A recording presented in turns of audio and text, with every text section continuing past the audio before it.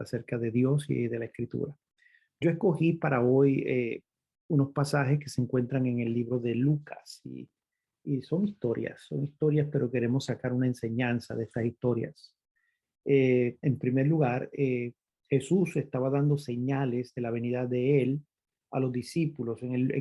Esto aparece en todos los evangelios. En todos los evangelios hay un capítulo donde Jesús habla de las señales de la segunda venida. Pero en específico en Lucas, mientras está dando esas señales, hay una historia donde aparecen unos leprosos y más adelante Jesús sigue tratando de dar enseñanzas relacionadas a su segunda venida y habla de ciertas parábolas y enfatiza la importancia del orar. Y da la parábola de la mujer que molestaba al juez, insistiéndole, tratando de enfatizar a los discípulos la necesidad de orar e insistir. Y mientras está haciendo todo eso, de pronto aparece un joven. Y ahora me estoy refiriendo a Lucas 18, el versículo 18. Aparece un joven, dice que era un príncipe, y le pregunta diciendo, Maestro bueno, ¿qué cosa debo hacer para obtener la vida eterna? Y Jesús, en primer lugar, le dice, ¿por qué me dices bueno? Eh, Porque ninguno hay bueno sino Dios. Ahora nota que cuando Jesús le pregunta o le dice, ¿por qué me dices bueno? Lo que Jesús quiso decir es, ¿reconoces tú que yo soy Dios? Sin embargo, pues la conversación siguió y no hubo una respuesta afirmativa inmediata del joven. Entonces Jesús le pregunta, ¿conoces los 10 mandamientos? Y menciona a Jesús, no matarás, no hurtarás, no adulterarás, no dirás falso testimonio, honra a tu padre y a tu madre. Sin embargo, fíjate que Jesús menciona solo algunos de los 10 mandamientos. Y el joven rápido dice, todo esto guardado desde mi juventud. Eh, pero Jesús leyó más allá de sus palabras y le dice, aún te falta una cosa. Vende lo que tienes, dalo a los pobres y tendrás tesoros en el cielo. Y ven, sígueme. Cuando él escuchó esto, se fue entristecido porque tenía muchas posesiones. Y viendo Jesús que se había ido y se había entristecido, Jesús dijo, cuán difícil es que entre en el reino de Dios aquellos que tienen riquezas. Porque es más fácil que entre un camello por el ojo de una aguja que un rico entre en el reino de Dios. Entonces los discípulos que escucharon sus palabras comenzaron a pensar, ¿y quién podrá ser salvo? Ahora, voy a hacer una pausa aquí. ¿Y quién podrá ser salvo? Queriendo decir que las riquezas impiden nuestra entrada al reino de Dios.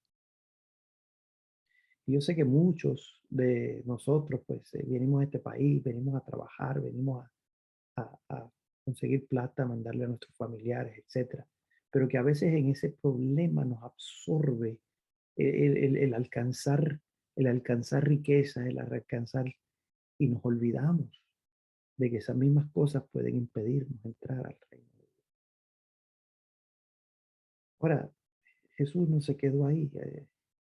Lucas escribe más allá y ahora voy a saltar al capítulo 19, porque en el capítulo 19 quizás contesta la pregunta de los discípulos, ¿y quién podrá ser salvo?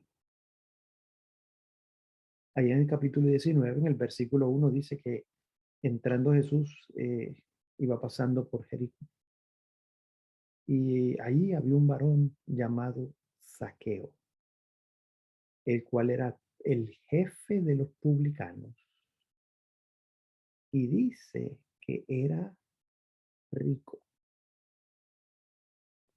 Ahora meditemos un poco. Primero los discípulos dicen que, ¿y quién podrá ser salvo? Entendiendo que era más difícil que un rico entrase al reino de Dios. Pero ahora estamos viendo la historia de un rico que tenía el deseo de ver a Jesús. Dice el versículo 3 del capítulo 19 de Lucas, que él procuraba ver a Jesús, pero no podía verlo porque la multitud rodeaba a Jesús y él era pequeño de estatura. Así que yo quisiera que ustedes se imaginaran el cuadro. El cuadro es Jesús está caminando, pero está rodeado de mucha gente y él, como era pequeño, no podía alcanzar a verlo. Entonces él, corriendo delante de la multitud, se trepa a un árbol de sicómoro porque él deseaba ver a Jesús. Ahora meditemos un poco en esto. Claramente la Biblia dice que era rico. ¿Y cómo viste un rico? ¿Qué ropa se pones? ¿Qué zapatos se pone un rico? ¿Acaso se pone la ropa común de la gente? ¿Acaso se ponen los zapatos de la gente? ¿O los zapatos de él son especiales?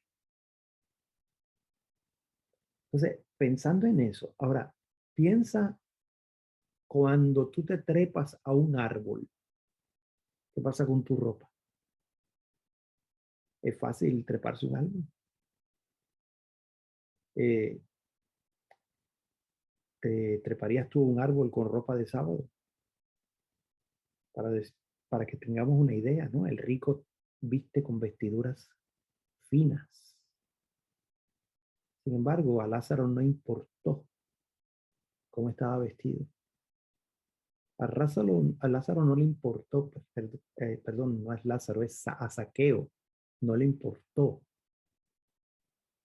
que sus vestidos se rasgasen o se ensuciasen. A él no le importó eso. Porque lo único que él quería era que él quería ver a Jesús.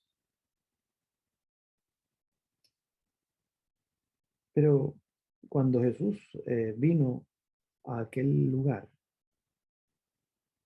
mirando vio a Zaqueo y le dijo, Zaqueo,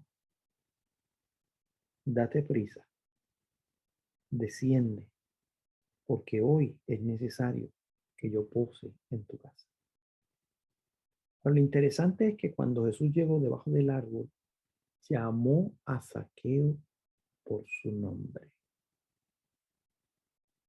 ¿Conocía a Jesús a Zaqueo? No. Sin embargo, Jesús conocía a Zaqueo. Y nos preguntamos, ¿me conoce Jesús a mí?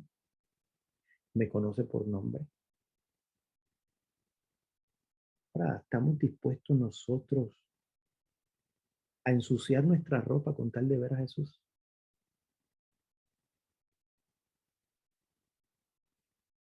Versículo 6 dice que Zaqueo descendió de aquel árbol deprisa. Ahora, yo trato de imaginarme el cuadro. Quizás se subió con mucha dificultad, era una persona de pequeña estatura, pero cuando se desciende del árbol deprisa, yo no me lo imagino descendiendo del árbol como mismo subió.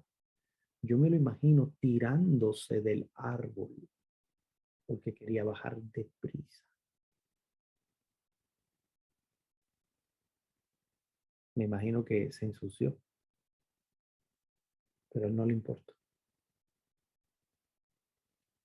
Y dice que Zaqueo lo recibió gozoso y la gente comenzó a murmurar, diciendo que había entrado a posar en la casa de un hombre pecador. Ahora yo quiero resaltar algo porque algunas versiones bíblicas cuando presentan a Zaqueo, el versículo 2 dice que Zaqueo era el principal de los publicanos y en otras versiones dice que era el principal de los pecadores. porque se entiende de que los publicanos eran clasificados como lo peor de los pecadores. Ahora, si los publicanos eran lo peor de los pecadores, dice ahí que Zaqueo era el jefe, el principal, o sea, el jefe de los pecadores. Así que si hay un pecador, pues Zaqueo era el número uno. Sin embargo, cuando Jesús posó en su casa, en el versículo 8, dice que Zaqueo se puso de pie y dijo, Señor, la mitad de mis bienes se la doy a los pobres. Y si en algo he defraudado a alguno, se lo devuelvo 4 veces. Ahora yo quisiera que ustedes hicieran la matemática, porque ciertamente Zaqueo había defraudado a mucha gente, por eso era rico. Y si, y si yo defraudo a cierta cantidad de personas y le devuelvo 4 veces lo que lo defraudé, ¿qué me va a quedar? A eso le añade que la mitad de lo que tengo se la doy a los pobres. Entonces, ¿con qué se quedó Zaqueo? Entonces, podemos concluir, si hacemos bien la matemática, que Zaqueo se quedó sin nada. Zaqueo repartió todo lo que tenía con tal de obtener a Jesús. Y Jesús le dijo, versículo 9, hoy ha venido la salvación a esta casa, por cuanto él también es hijo de Abraham. Porque el Hijo del Hombre vino a buscar y a salvar lo que se había perdido. Ahora, regresando atrás, cuando Jesús estaba hablando con sus discípulos, y sus discípulos se preguntaban, ¿y quién podrá ser salvo? Aquí tenemos un rico que estuvo dispuesto a abandonar todo lo que tenía con tal de ser salvo. Por lo tanto, termina el versículo 27 del capítulo 18 de Lucas diciendo, lo que es imposible para los hombres es posible para Dios. El problema no son las riquezas. El problema es el corazón del hombre.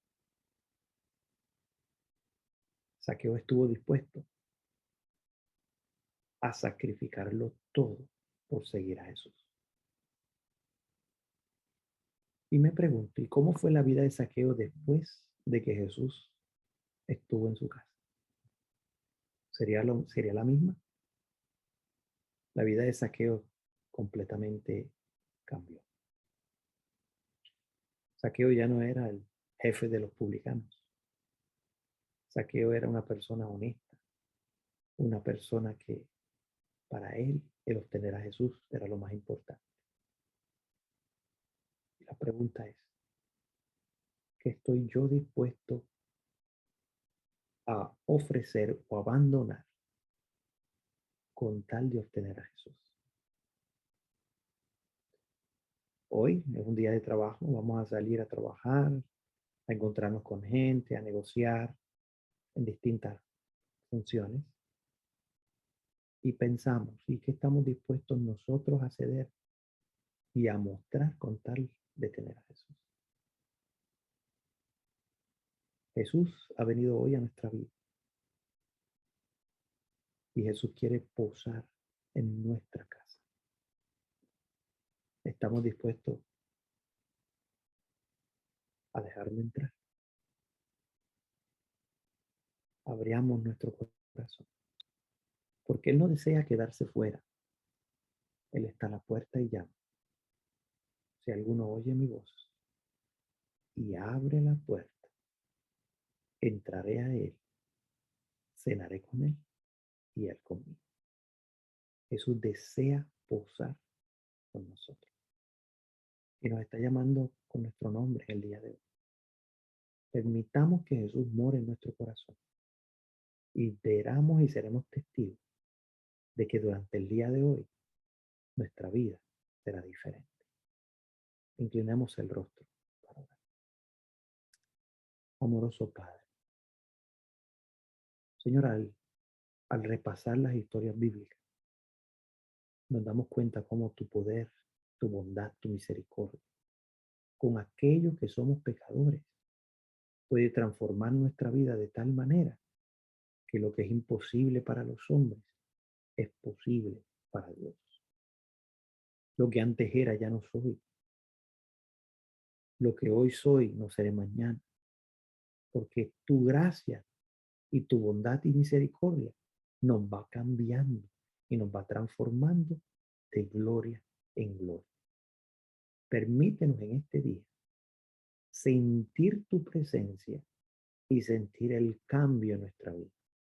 Que durante estas mañanas que vamos a estar juntos podamos verlo y agradecerte y bendecirte. En el nombre de Jesús.